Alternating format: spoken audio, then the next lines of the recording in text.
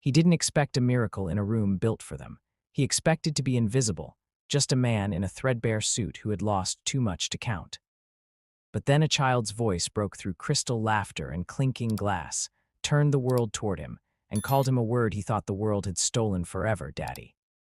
Before we begin, if this kind of story speaks to your heart, feel free to share where you're reading from. It's always beautiful to see how far stories like this can travel. Enjoy the story. Chapter 1, The Weight He Carried on the Days When the City Seemed to Forget Him. Daniel Hayes moved like a ghost through its arteries. He knew the weight of a wrench and the weight of silence. He knew how many steps it took to get from his apartment door to the bus stop in the pre-dawn cold. He knew how to count hours by the ache in his hands and the buzz of used-up neon over the corner bodega. He did not know how to fill the space in his chest where a little boy's laughter used to be. He'd once had a map, a future with penciled lines. The army had given him structure and heat, and a brotherhood that knew how to bleed for each other. Then the discharge papers handed him back to a city that swore it had a place for him, but never returned his calls. He met Jenna at a laundromat when a dryer tried to eat his only good shirt. She had smiled with a softness he mistook for staying. They made a home out of mismatched mugs and borrowed chairs. They made a son, Ethan, who arrived with a dandelion fuzz of hair and eyes wide enough to hold the sky. When Jenna left, she left a note beneath the sugar jar that said, "I can't do this. Take care of him. I'm sorry." The ink was smeared in one corner as if tears had lived there and changed their minds halfway through. Daniel did what was left to do. He took care of him. At night, he'd cram auto manuals between stacks of unpaid bills, learning the engines he couldn't afford to fix for himself by fixing them for others. By day, he delivered packages to buildings that glittered and apartments that smelled of rosemary and fresh paint. He learned to carry two things at once: boxes with labels and grief with no address. Then came the hospital. It was a storming night, a hospital window trembling with the wind's impatient fists, and monitors that sounded like distant alarms no one could find the courage to answer. Ethan was small in that bed, smaller than the first fish Daniel had caught as a boy, smaller than hope. "Daddy," Ethan had asked, voice like a paper flame. "When I get better, can we go see the trains again?" Daniel swore yes. He swore 1,000 things to the ceiling, his hands gripping the rail until they ached, his dog tags digging crescent moons into his palm like the world was trying to leave prints on him so it could find him later. The storms do what storms do. They pass and they take. After Daniel learned what it meant to live in the negative space, he learned silence's edges and the shapes of his own ghosts. He learned that some mornings the sun would come in rude and golden, and he would hate it for daring. He learned to breathe as if the air were rationed. He hid the worst of it in work, hands deep in the warm belly of engines, mop buckets sloshing down marble hallways, boxes upstairs and downstairs and back again. When he couldn't stand the quiet, he talked to Ethan's empty room as if the boy was just in the kitchen making too much noise with a spoon. Rent rose and Daniel didn't. He kept up until he couldn't, until the landlord with the thin square glasses and tight mouth slid a notice under his door like it was doing the walking for him. "You've got until the end of the month," the man said when Daniel finally cornered him in the hallway. "Then I have to move on." Move on. It was astonishing how easily those words were used to bring a life to its knees. Daniel stayed up that night with coffee that tasted like burned hope and scrolled through job postings until the screen blurred. An ad caught his eye. Event staff needed for Gala. Immediate start. One night, good pay. Carter Foundation. The Carters filled the city with their name, hospitals and schools and wings of museums where no one like Daniel felt welcome. He would set down plates and collect glasses. He would fill his pockets with hours and bring them home. He would try again tomorrow. He pressed his only suit flat with the palm of his hand and pretended the cuffs were not being slowly eaten by time. He found his tie at the back of the drawer and knotted it the way YouTube taught him. He slid his dog tags into his pocket and let the weight of them sit against his thigh like a promise he refused to break. Chapter 2. Rooms that shine. The car service hired by the foundation dropped him at a palace built out of glass and light. The lobby's air was cool and lemon clean. Chandeliers trembled at the high ceiling like constellations caught mid-dance. There were fountains indoors, indoor fountains. Daniel fought the urge to laugh at the audacity. Somewhere, Ethan would have squealed, tugged at his hand, asked if there were coins in there for wishes. He was given a black apron and a name tag that read Dan, as if the extra letters of his name were too heavy for a night like this. The other staff moved with practiced grace, their smiles fixed fragilely on faces that belonged to a different hour. A man in a tuxedo the color of oil paint barked orders that ricocheted off marble like alley cats. "Keep those champagne flutes filled. No spills. The Carters will enter at 8. Don't stare. If you don't know who somebody is, assume they can end your employment with a look." He would have been amused if he hadn't needed the money so badly his palms itched. He slid trays onto his hands and did what he was born for, kept moving. The guests arrived like planets pulled into orbit.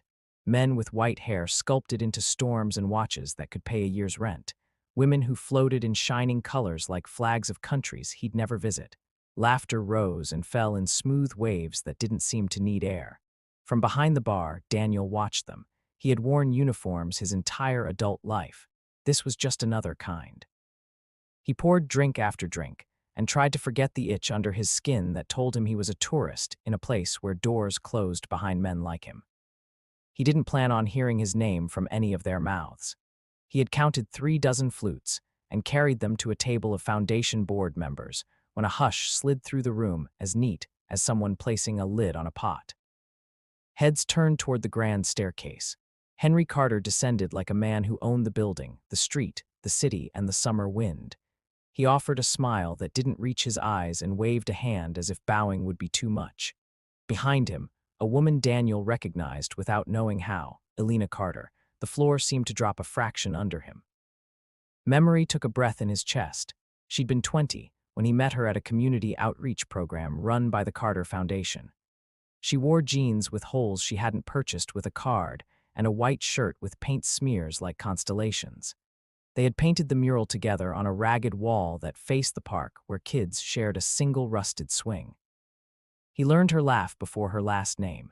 He learned the way her fingers traced shapes in the air when she talked about art. He learned the way her mouth moved when she said his name. It had ended like a door slamming in a storm. One day she was there, wearing a red scarf and leaving coffee cups in his sink. The next, she was a number that never picked up and a story he told himself in the dark. He wrote 5 letters and tore them each in half. Then he met Jenna, and the world changed shape, and then it changed shape again until it did not seem like a world at all. Elena now moved down the staircase like a practiced melody. Her dress was the color of midnight, her hair swept up and pinned with a star. She was older, yes, but also more precisely herself, as if leaving had carved her deeper. Beside her, a little girl. It was the girl who would undress the room with one word. Chapter 3, the word Daniel saw her wandering a moment before the world did. She was no taller than the tops of the chairs, a small light in a room built to hold galaxies. Her hair was a brown so deep it was almost black, curling at the ends. There was something familiar in the tilt of her head, the way her eyes, hazel, the color of late afternoon fields, took in the room like it was a riddle she could solve. He was placing a glass at the edge of a table when she stopped in front of him, calves pressed against her socks as if she'd run hard to get there. She looked up at him with those eyes he had seen in a mirror most mornings of his life. "Daddy," she said happily, as if she'd been looking all night and had finally found the right door. The word did not understand how to be quiet. It ricocheted off gold and glass. It ran up staircases and under tables. Champagne paused mid-flight between bottle and flute. Someone laughed, then swallowed it. Conversations went limp. The room turned like a school of fish changing direction. Daniel's breath fractured. For a second, he thought it was a dream. He had had this dream before in different rooms: the park, the grocery store aisle near cereal, once standing at a bus stop when a little boy with Ethan's eyes tugged his sleeve and asked for directions. In the dream, he always woke up cold and furious with himself. But this was not that. This was a girl with hair like a question mark, fingers curling around the corner of his apron, voice the shape of something that had been missing. I'm sorry," Daniel said, their eyes still holding. He crouched so they were level. His throat was a narrow place. "Sweetheart, I'm not, Lily." Elena's voice cut through the room. She was already moving, shoes silent against marble. Henry Carter followed, sharp behind her like a shadow with teeth. The little girl's head tilted, confusion smoothing into certainty. "No," she said, louder, as if volume might cut a path through the moment. She leaned forward and pressed her forehead to Daniel's shoulder like she'd done it 100 times. "He's my daddy." Something in Daniel that had made a small brave living in the wreckage lifted its head. He looked to Alina, and when their eyes met he saw it there. Recognition, fear, a hope so raw it had not yet learned to hide. She stopped 2 feet from them. Close enough for Daniel to see the tremble at one corner of her mouth, close enough to notice the small gold locket at her throat. "Daniel," she said, breath stitching his name to the air like a prayer she hadn't permitted herself for years. He stood slowly as if the floor had turned fragile. The room existed so far away. It was just the three of them in a circle that old love had drawn long ago. He held the little girl's hand and felt the small, fierce pulse there. "I don't," he shook his head. The words were stones he didn't know where to place. "Elena, what is this?" Henry Carter arrived in a storm of disapproval. "What's going on?" he demanded, voice a clean line. He was a man who had made a career out of making himself louder than the truth when necessary. He frowned at Daniel like he was a stain. "And who is this?" The girl turned, still holding Daniel's hand. "Grandpa," she said softly, as if apologizing for something that wasn't her fault. "I found him." Elena laid her palm on her father's arm. "Dad," she said, and the word was not gentle. "Not here, not like this." Henry looked at his daughter, then at the small hand attached to Daniel's, then at Daniel. A calculation flickered behind his eyes. "You," he told Daniel, lower now, controlled like a taut line. "This is wildly inappropriate. Remove your hand from my granddaughter." "My granddaughter," he repeated when the room gave him nothing in return. "Lily Elizabeth Carter, she's 5. Daniel tasted 5 like a secret. Lena's eyes flickered, because she knew what he knew. 5. The timing took a shape that made every year between then and now rearrange into something new. 5. The last time he'd seen Alina was 6 years ago. He had come home with paint under his nails and a plan under his tongue, and her apartment was empty like it had been listening for him and given up. Alina swallowed, and in the movement Daniel saw the girl he once knew, stubborn and tender in the same breath. "Dad, please," she said, eyes still on Daniel. "This is Daniel Hayes." Henry's face stopped being a face for a moment. A muscle in his jaw collected tension. "I know who he is," he said, an undercurrent in the words like engines turning. "Security." The little girl leaned against Daniel, her small body going stiff like a kitten sensing thunder. "No," she said, voice high and full, filling the space where fear tried to live. She pressed closer to Daniel. "No," she said again, the word wet with tears that hadn't yet fallen. "He's my daddy. Silence can be a weapon." Tonight it felt like shelter. Someone near the bar set down a glass with a click that sounded like a starting pistol. Alina stepped forward and took the locket at her throat between her fingers as if it was a talisman. "Dad," she said, voice steady now. "Enough, we knew this day would come." She turned to Daniel. Her face trembled around the edges, and there was apology painted into the hollows of her eyes. "I should have told you, I tried. I'm so sorry." "What?" Daniel asked, words thick. "Should you have told me?" Alina Carter looked at her father. Then she looked at the ceiling as if trying to find the courage to look at God. Then she looked at Daniel, and when she did, he remembered the day she had leaned across that mural, their fingers touching, both painting the same dripping blue line. "That lily is yours," she said. "That you're her father." The room tipped. The chandelier above him made a sound that was probably only his blood in his ears. He was a man used to losing ground, but he had never in his life felt the earth rearrange under him with such careful mercy. Chapter 4. The past that didn't stay buried. They went to a side room where a piano sat with its lid open like a mouth. It was green and quiet. The kind of room built precisely for the occasions when the wealthy needed privacy to decide other people's lives. Outside the door, voices rose and fell. Inside, Alina stood her ground and Henry paced like a general at a map. The little girl took Daniel's hand and did not let go. He pressed his palm around hers as if learning a language. "How?" he asked Alina finally. "Elena, we haven't." His voice broke, the face of the past rising up in him too fast. 6 years ago, Elena said, the years stacked gently between them. "You remember the night after the mural dedication. We went to that diner on Bathurst. You told me you were going to look for a new place with windows that faced the sunrise because you wanted light to hit your coffee." Her mouth quirked as if a memory tried to save them. Henry cut across her words like scissors through ribbon. "I am not letting you have this conversation like he's owed anything. He is no one, Alina. He was no one then, and he is no one now." Daniel watched Alina flinch. He had loved that about her once, that she flinched and then got angry. "Dad, stop," she said sharply. "You don't get to call him no one, not after what you did." Henry turned, surprised as if he had not believed his daughter would ever align herself anywhere but where he instructed. "What did you do?" Daniel asked, even though he knew the taste of it already. Interference, money leaning on the throat of young love. Elena kept her eyes on her father. "Tell him," she said. Henry didn't speak. The silence filled itself up with their history. Elena exhaled. "He sent me away," she told Daniel. "He found out about us and," she looked at her father again and he looked back, all of his power gathered like a thunderhead. "And he had people tell me you were unstable, dangerous. He said you would ruin my life and he wouldn't help me if I stayed. He said if I didn't go, he'd make sure you disappeared too." Her hand shook on the locket. "He had my phone shut off. He blocked my email. He changed my number. He sent me to Paris for an arts residency and I was pregnant, Daniel. I didn't even know until after I landed." Daniel had taken a lot. He had taken bullets singing over his head and shrapnel finding his skin like angry raindrops. He had taken 1,000 small humiliations since. He had never taken this and he didn't know how to start. "Why didn't you?" He couldn't even ask for help. The words were too raw. "I would have." Elena took a step closer, the years between them compressing like time had tired of itself. "I tried to tell you," she said, tears not bothering to ask permission now.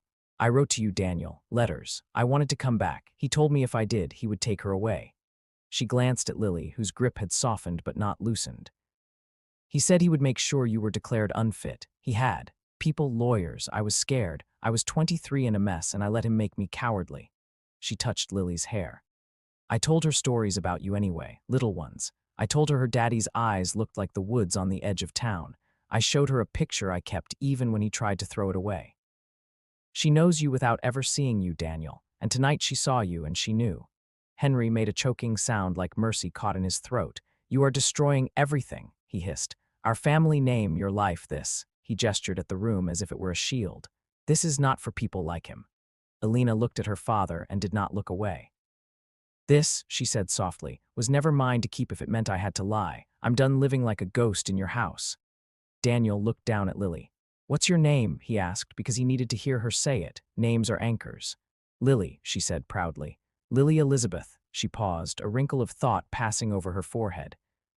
"Mommy says the Elizabeth is for somebody who read a lot of books."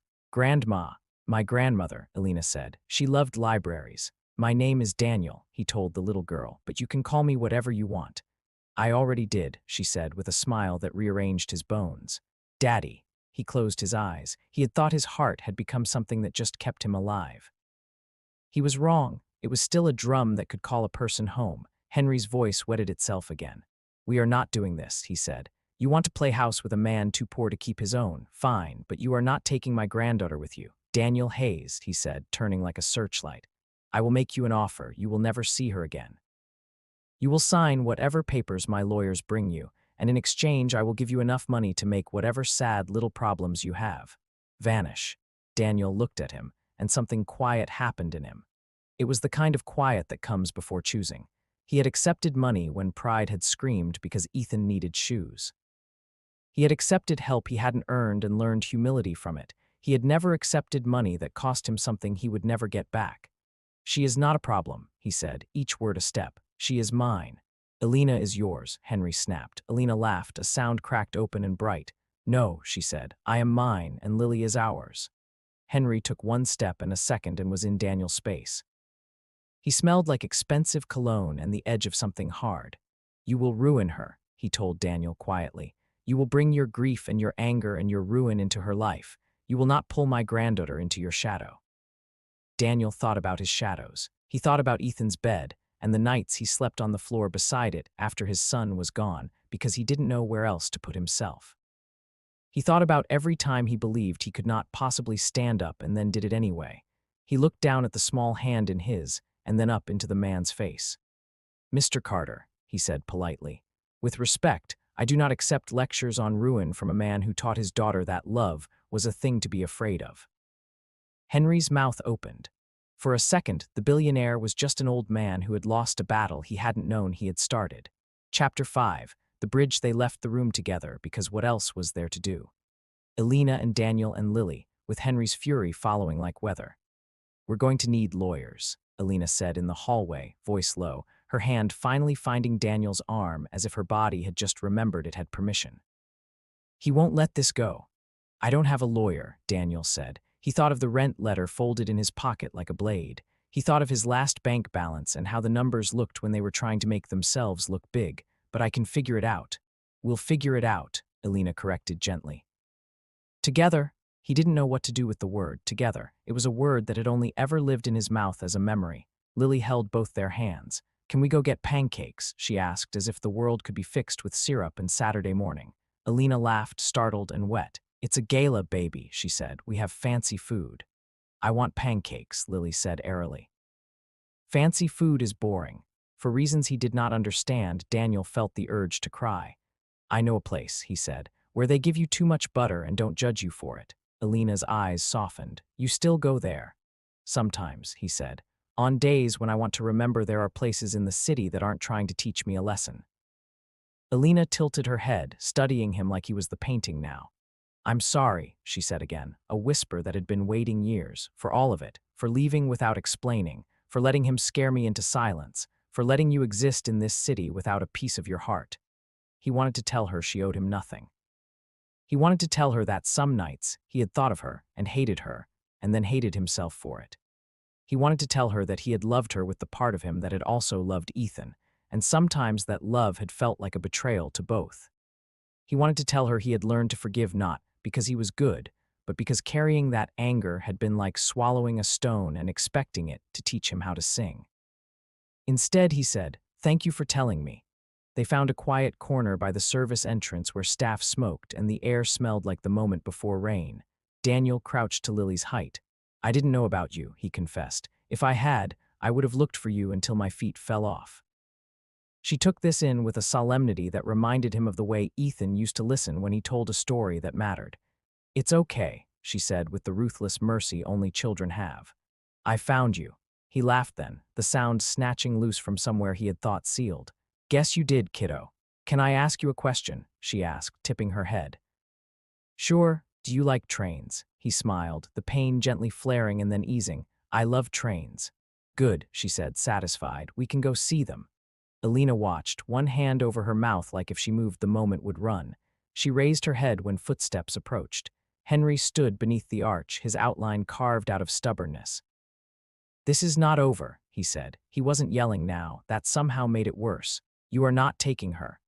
Elena slid in front of Lily without thinking. Daniel stood at her shoulder. "We are going to talk to lawyers," Elena said. "We are going to figure out a plan that doesn't involve you making threats." Henry's eyes flicked to Daniel. "You think you can fight me?"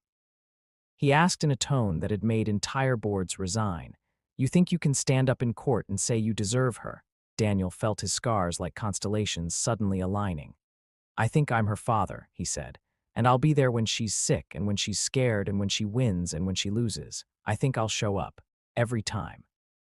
And if a judge wants to tell me I don't deserve that, they'll have to do it to my face." There was a heartbeat where Henry looked like a man at the end of himself. Then he remembered the room behind him, the donors, the vision inherited and curated. He smoothed his expression and wedged it back between him and the world. "Fine," he said. "We'll let the courts decide who's fit and who's not." He turned to Elena. "You can still fix this," he told her, voice honeyed and mean. "You can still make a statement in the morning about being confused about." "I'm done being your headline," Elena replied. "Pick a new daughter." Henry blinked, and for the first time, Daniel saw a man who was not built to hear no and had no idea what to do with it. Chapter 6, Paper Wars. Broken men the days after the gala were made of newels, firsts that felt like miracles and seconds that felt like tests. Daniel found a pro bono lawyer in a cramped office that smelled like overworked toner. Her name was Andrea, and she wore her hair in a gray braid down her back like a rope out of a pit. "He'll drag you through glass," she said, not unkindly. "He'll call you unfit, he'll wave his money like it's an exorcism. He'll try to make your life smaller until you give up because that would be cheaper and faster." "I don't mind bleeding," Daniel said simply. "I mind losing her." There was a paternity test. He cried while the nurse swabbed the inside of Lily's cheek and pretended his eyes just did that sometimes. There were forms with boxes whose labels felt like insults: employment, stable housing, mental health history. He wrote the truth and let it sit on the paper like a room lit at midnight with all the windows open. Henry's legal notices arrived in heavy envelopes with letterheads that smelled like arrogance. They listed Daniel's shortcomings like a grocery trip, limited income, past due bills, documented PTSD, prior involvement with law enforcement, a noise complaint, a night when he punched a wall and the neighbor called because the sound scared her, a child's death. They underlined the last one as if grief might be catching. He sat in a courtesy chair at the lawyer's office and stared at the word deceased in a sentence that also contained Ethan's name. Something inside him reached up and unhooked his spine. Distance moved into him with the quiet of fog. "He's gone," he said to Andrea, in case she had missed that the word meant the world. "I know," she said. "That you loved him doesn't make you unfit, it makes you human." They met at a midline of terror and determination. Between filings, there were visits. Alina insisted. She cut through her father's attempts to corral and contained, insisting on meeting in a city park where the grass was yellowed but brave. Daniel learned Lily's likes as if they were a new theology: pancakes, the color yellow because it was the color happiness wore, stories about trains that knew their own names, riddles. She asked about Ethan in the sideways way children use when they sense the edges of a thing they don't understand. "Was he my brother?" she asked one day, looking at the sky from the swing. "Yes," Daniel said carefully. He's not here anymore." "Why?" "He got sick," Daniel said, "because sometimes simple is the kindest. He was very small and the sickness was very big, and we couldn't make him better in time." She looked at him, eyes grave, a small priest. "Did it hurt?" "It hurts," he said. "Still, and it will for a while, but hurting is part of loving, and I wouldn't change loving him." She reached out and took his hand as if he were the one who needed assurance. In that moment, he met the small person who would save him over and over again in ways she'd never notice. Henry was merciless. News articles appeared with careful wording that felt like cuts. Sources report the rumored father of Alina Carter's child is a struggling veteran with a history of instability. Someone took a picture of Daniel leaving his apartment, and the online comments filled with crumbs of cruelty. Alina called him at night with her voice like a hand on his forehead. "I'm sorry," she said over and over. "I won't let him do this to you." "I'm not alone," he told her, and meant it for the first time in years. At the first hearing, Henry came with 3 lawyers and a suit that could cut. He sat like a man attending a show he had paid to produce. Daniel wore the same suit from the gala, press marks from the iron still a little damp. He held his dog tags in his palm in his pocket and remembered to breathe. The judge was a woman with a face like a winter field, stripped down, beautiful in her starkness. She listened as the lawyers performed. Henry's legal team used phrases like best interests, like demonstrated stability. They used Daniel's bank account like a weapon. They put his service record on the table with a flourish and then asked the court to fear it. They used Ethan's death, and Daniel wondered how a man could sit in a room and not flinch when somebody turned a child's life into litigation. Andrea stood. She did not perform. She conducted. She put simple truths in the air and let them hum. She spoke about the right of a child to know her father. She spoke about a young man and a young woman who met in a genuine way in a world that had taught them to perform for love. She spoke about coercion. She mentioned the letters Alina had written and never been able to send because they had been intercepted by the management of Alina's life. She let the room taste the word intercepted. Alina took the stand with her hands folded like she'd learned to pray somewhere along the way and had decided to hold on to the shape, even if she no longer believed she needed to ask permission to want what she wanted. "I wanted to tell him," she said, voice steady. "My father made me think Daniel would hurt us because he was poor and angry. The only person who ever hurt me was my father." Henry's jaw clicked. The judge looked at him with a curiosity that bordered on pity. Later, it would matter that in that moment, he looked more like a man drowning in his own pride than a philanthropist. Then Lily was brought in for 5 minutes because the judge was tired of hearing about a child without looking at one. She sat with her legs kicking and her locket shining and drew a train on the back of an envelope. When the judge asked her if she knew who Daniel was, she said, "My daddy," and returned to her drawing because adults had a way of missing the important parts of a story when they had papers in front of them. The judge smiled down at her notebook, then at the lawyers. "We will reconvene in 2 weeks," she said. "In the meantime, we will set temporary visitation." Henry rose like a storm. It was small then, the thing that happened after. A stumble, a hand to his chest. He took one quick breath like it was too hot and reached for a chair. Daniel saw it before anyone else did and moved. Training is a funny thing, it never leaves. He steadied him, looked into his eyes, brown as old wood, felt the pulse at the underside of his jaw. "You're okay," he said, voice low. "You're okay, sir. Sit down, slow down, breathe with me." He demonstrated, slow, long, controlled. "That's it." Henry looked up at him with a bewilderment so complete it could only be real. For a moment, the billionaire was just a man whose heart had told him a secret he hated. When the paramedic arrived and took over, Henry's hand left Daniel's sleeve slowly, like it was reluctant. "You didn't have to do that," he said, his voice smaller. Daniel blinked at him. "Of course I did," he said. "You're her grandfather." Chapter 7, Bridges Begin. Something shifted after that. It wasn't forgiveness, those take longer to build. But something softer moved into the edges of the war. Henry's lawyers still filed. They still used big words as armor, but he stopped looking at Daniel like a ghost wearing a man. He started making eye contact when he entered the room. Elena moved out of her penthouse and into a space that faced the river like an apology to herself. She kept 2 plates, 3 cups, and Lily's laughter. Daniel showed up with a toolbox he'd bought at a pawn shop and fixed the cabinet door that wouldn't close and the leaky tap and the light that flickered so fast he joked it was trying to send Morse code. "Probably says help," he laughed. She stood behind him, breathed in the warm dust smell of a bulb replaced. "Probably says stay," she murmured without meaning to. They were careful with each other. Grief makes people sharp. He asked if she wanted coffee, even though he wanted to press his mouth to hers and ask what their mouths had been doing for 6 years without each other. She asked how he was sleeping, even though what she wanted to ask was whether he wished he had never met her. He learned the shape of her silence, that she looked toward the door when she was scared she'd lose something, that she touched her throat when she was brave. She learned his patience, that he told stories in pieces because he didn't want to spoil anything, that he listened to Lily like she was the most important person in the room because she was.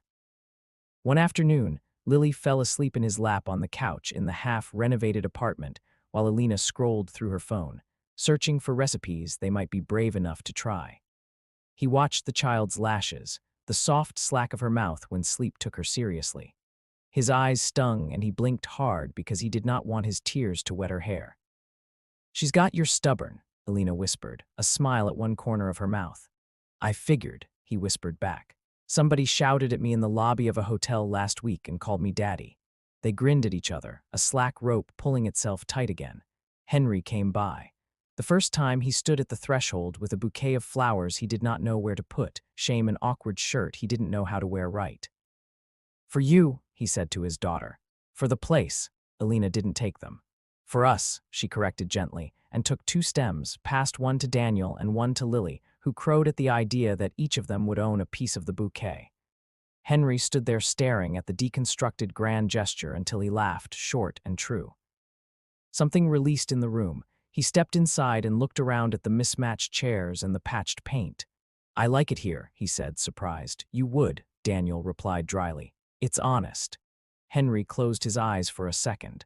"I am trying," he said, and Daniel heard the quiet terror in the admission. "I don't know how to do this without attempting to buy it." "Try with hands instead," Daniel said without heat. "Plenty of things need fixing." Henry came on Saturdays after that with sleeves rolled up like a working man's costume that didn't entirely fit, and Lily taught him how to paint a wall without crying at the drips. He watched Daniel teach her how to clean a paintbrush like patience incarnate. He watched Elena cut strawberries and sing under her breath. He apologized one day, not in sweeping words but broken sentences. "I loved you," he told his daughter. "I love you. The world took your mother away, first with the bottle, then with the boat she insisted on driving too fast at night. I wanted to fix the world before it could try again. I didn't trust you to not choose someone who would hurt you. I didn't trust him to not hurt you by being poor and angry, and I didn't trust myself to not hurt you by trying to hold you too tight." He looked at Daniel like a man learning to say please. "I don't expect you to forgive me." Elena leaned back, head against the refrigerator, eyes wet but not drowning. "I don't know how yet," she said, "but if you keep showing up on Saturdays without lawyers, we'll figure something out." Henry nodded like a man who had made a deal that mattered. Chapter 8, the decision. When the final hearing came, the courtroom was different because the people in it were. The judge watched them walk in not as 2 opposing armies, but as a family in the messy, awkward way families brave their own repairs. Andrea presented a plan: joint custody, shared holidays, schedules drawn with generosity, therapy for everyone who needed it, and there was no shame in needing it. Boundaries Henry signed with only a few objections that he then withdrew when Lily turned and looked at him with her eyebrows meeting in stern question. Lily stood on tiptoe at the bench and slid her drawing across to the judge. "This is our family," she explained. The drawing was of a train. The engine was Daniel, the caboose was Alina, the passenger car had Henry and Lily inside waving from the windows. The judge ran her finger over the pencil lines like she could feel them. She looked at Daniel, who stood with his palms open and his heart somewhere in his mouth, then at Alina, who stood with her shoulders low and her feet steady, then at Henry, whose eyes were wet and did not care. "I think the child has offered a wonderful image," the judge said dryly. "You all are going to spend the next years figuring out who sits where and how fast we are going. But you are a train, you will move together or not at all." She signed the papers. The stamp made a satisfying punch. Daniel looked at Alina. She looked at him. They looked at Lily, who clapped once with loud, delighted hands. "Do we get pancakes now?" she asked. "Yes," Daniel said, choking on laughter. "We get pancakes forever." Chapter 9. The second gala months later, the Carter Foundation held another gala. The city still gleamed the way the city gleamed when it wanted to be believed. That night, the chandeliers trembled with more humility. The invitations were printed with the same heavy paper and the same gold fonts. But the people who walked in under their weight were less pretending to be invincible and more willing to admit they weren't. Alina asked Daniel if he wanted to come. "We don't have to," she said, a thumb in the belt loop of her dress, always slightly awkward in clothes meant to be looked at. "We could go to the river." Daniel looked at Lily, who was wearing a yellow dress with a ribbon like sun and a locket at her throat that reflected the light like it had finally forgiven it for being so bright. "Let's go," he said. "Let's walk into the bright place." Henry met them at the door. He had aged since the last gala in the good way, softened around the mouth, eyes that had learned to forgive him for needing. He didn't announce them. He did not hold his granddaughter like a trophy. He bent low to her and asked if she wanted him to hold her coat. She handed it over like a queen trusting her knight. They walked into the room not as a spectacle but as a fact. People turned and whispered because that is what rooms like that do. Daniel didn't care. His suit was pressed without the hunger it had worn last time. It fit him like he had grown into the man who wore it. Alina slipped her hand into his and left it there when the photographers lifted their lenses and let them capture what they came to prove, that people change, that love survives the bright room, that some stories are not about triumph but about truce. Henry took the stage after the third course, and when he spoke, his voice carried like someone who had learned something worth passing on. "We talk about the families we serve," he said. "Tonight I want to talk about the one I'm learning to deserve." He looked down at his daughter and the man beside her, and at the little girl who had drawn him into a kinder story. Sometimes the most charitable thing you can do is to let go of the story where you're the hero and admit you were the villain, and then do the work of becoming someone different. He didn't mention names. He didn't need to. The donors clapped because that was the safest thing to do, but some faces looked changed when they turned back to their plates. After dessert, after the speeches, after the music tried to sing the night into complacency, Alina leaned toward Daniel. "Let's go," she said.